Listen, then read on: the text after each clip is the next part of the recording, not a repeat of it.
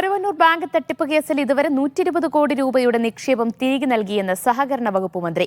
വലിയ നിക്ഷേപം നടത്തിയവർക്ക് പണം തവണകളായി തിരികെ നൽകും. പുതിയതായി 2 കോടിയുടെ നിക്ഷേപം ലഭിച്ചെന്നും മന്ത്രി വി.എൻ. വാസവൻ പറഞ്ഞു. 20 കോടി രൂപ തിരിച്ചു കൊടുത്തു കഴിഞ്ഞു.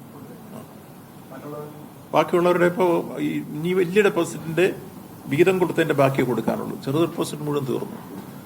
അപ്പോൾ ആ കാര്യത്തിൽ ഇപ്പൊ ഒരു പരാതിയും വാർത്തയും വരാത്തത് കൊണ്ടല്ലേ കൊടുത്തു കഴിഞ്ഞാലും പറയില്ല.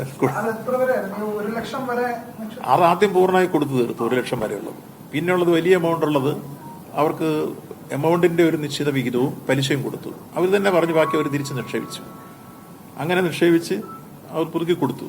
അങ്ങനെ ബിസിനസ് പൂർണ്ണമായി പുതിയ നിക്ഷേപം വരാൻ തുടങ്ങി. പുതിയ നിക്ഷേപം വരാൻ തുടങ്ങി. ഈ പ്രാവശ്യത്തെ നിക്ഷേപ സമാഹരണത്തിൽ അവരുടെ 2 കോടിയിൽ പരം രൂപ നിക്ഷേപം വന്നിരുന്നു.